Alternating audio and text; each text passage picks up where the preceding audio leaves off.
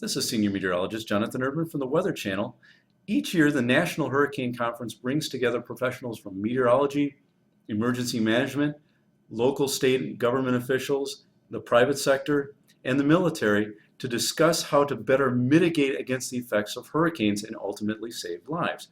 So I want to bring 15 interesting facts out of the 2011 National Hurricane Conference. Let's start with number one. Amazingly enough, it was found that after Hurricane Ike, only 40% of Bolivar Peninsula residents actually had flood insurance. The director of the National Hurricane Center, Bill Reed, actually asked, do you know if you're in a floodplain? Do you know what kind of wind stress your house can stand? Many people don't know this, and amazingly enough, the result, you know the result once Hurricane Ike swept through. This is a Google Earth image of the devastation of the Bolivar Peninsula. You can see these are slabs of homes just swept away by the 15 to 20 foot storm surge with at times 10 feet of water covering most of the island. So if you live in a floodplain, you really need to have flood insurance. Secondly, interestingly enough, some of the poorest in the hurricane-prone countries are using cell phones to disseminate information in real time. And Bill Reed, the director of the Hurricane Center, cited the best example of this was just last season during Tomas in the Caribbean island of St. Lucia. They were using cell phones to disseminate that a hurricane was coming and to get people away and out of harm's way. But that being said, cell phones aren't everything, smartphones aren't everything. In fact, the word of mouth is still used in emergency management in some parts of the country. For instance, one Louisiana parish emergency manager said, "We don't have 3G, we don't use Twitter, we simply use word of mouth. We use amateur radio, we pick up the phone and actually call hospitals and let them know that they need to evacuate or get out. It's word of mouth that is most effective for them." So what works for one place doesn't necessarily always work for another place. But that being said, in the aftermath of a hurricane, when basic utilities are down, cell phone networks are down, electricity is down, you need low-tech ideas to get the communication done.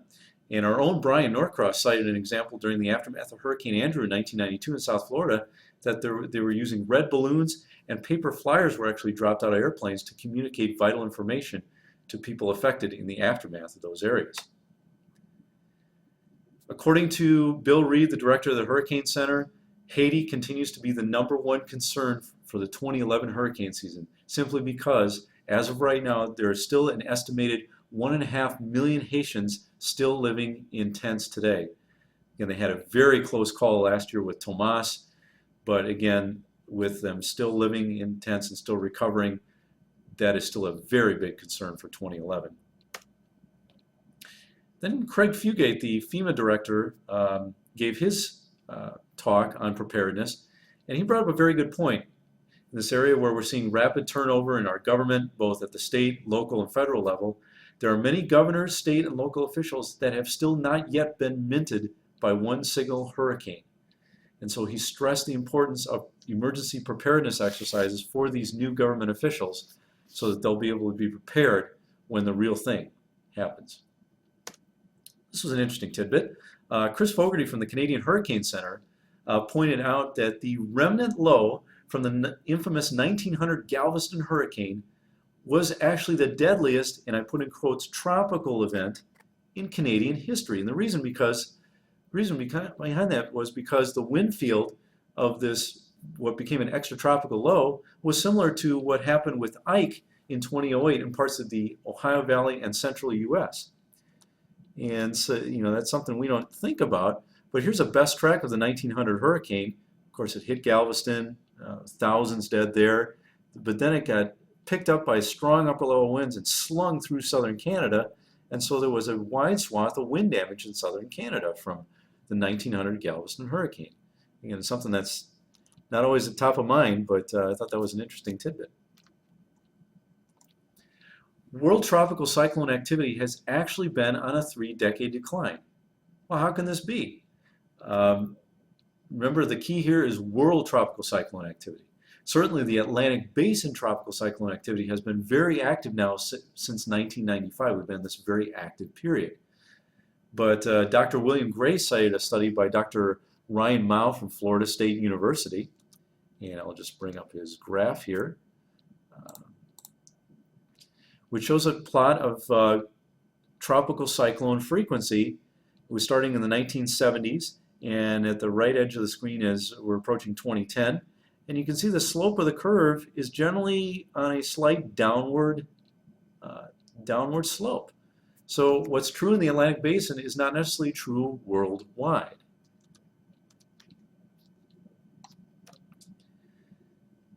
Good thing to keep in mind, in general, National Hurricane Center forecast track errors, in other words, the difference between where the center of the tropical storm or hurricane actually is versus what the forecast of it was at that particular time, grows about 40 to 50 nautical miles per day. So by the time you get out to day 5, your average track error in a day 5 forecast is 186 nautical miles. That's over 200 statute miles.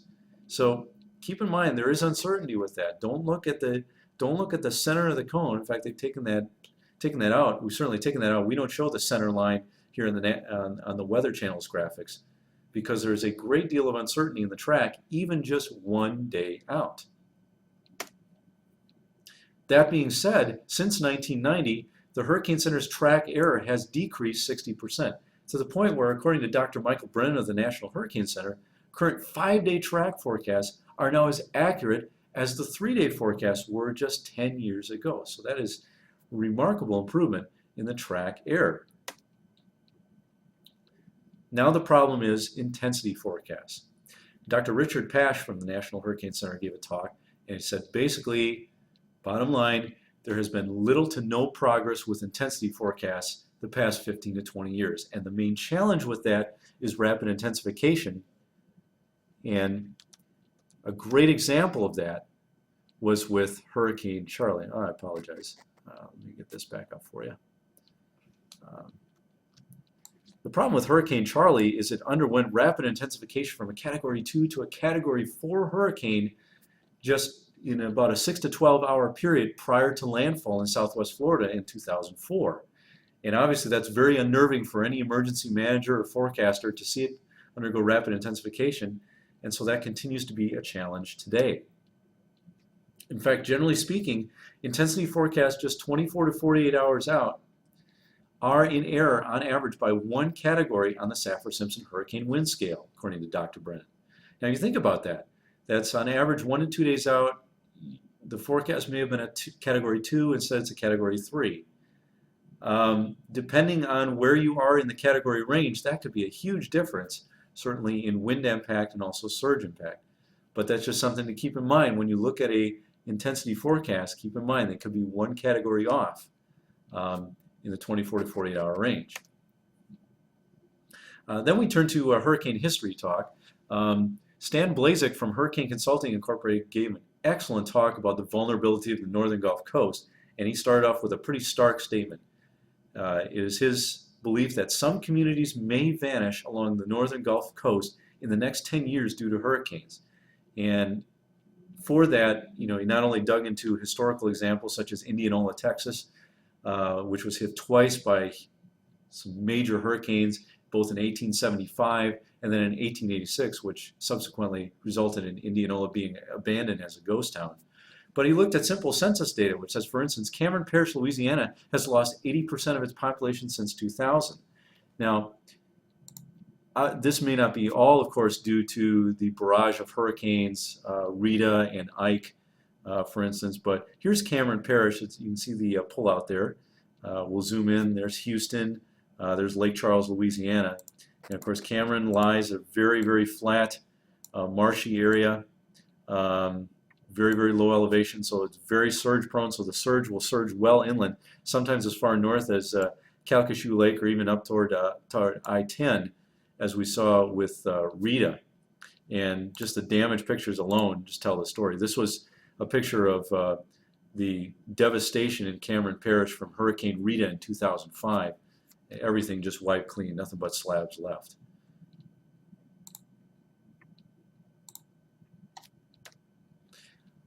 And Dr. Pat Fitzpatrick from Mississippi State University Stennis Space Center gave a talk about the surge-prone northern Gulf of Mexico. And he says, on average, since 1900, a significant surge event happens every 3 years along the northern Gulf Coast. And basically, he went and looked at all the surge zones along the U.S. coast, and the most shallow and thus most vulnerable zones to storm surge are two zones in western Mississippi, on the western Mississippi Gulf Coast, and also Tampa Bay. In general, he says the most dangerous storms are intense hurricanes in shallow water.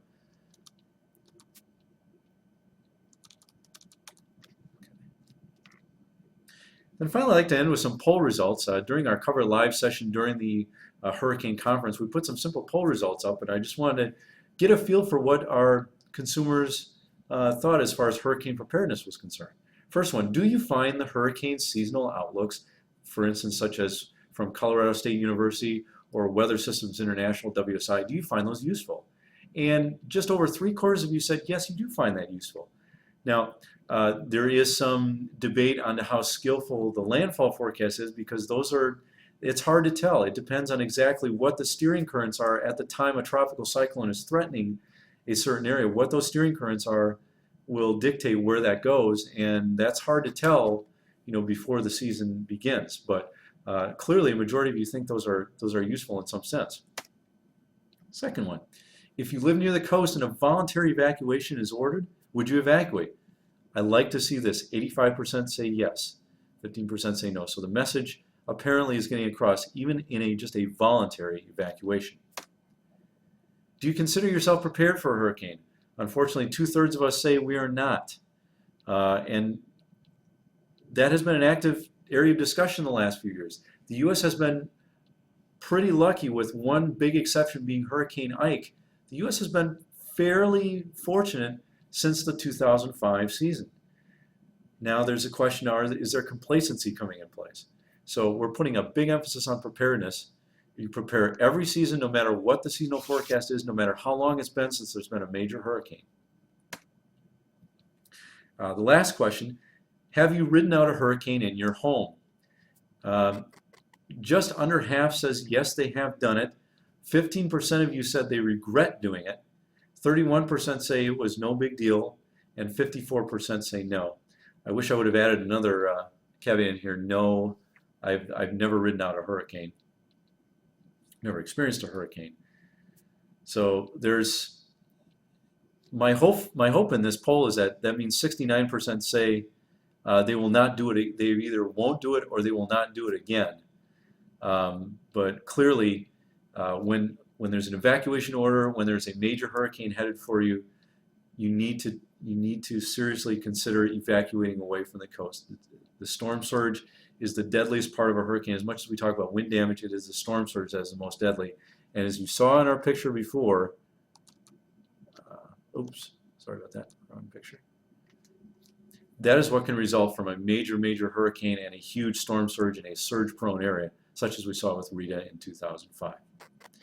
So thanks very much, everyone. I'm meteorologist Jonathan Urban from the Weather Channel, recapping the 2011 National Hurricane Conference.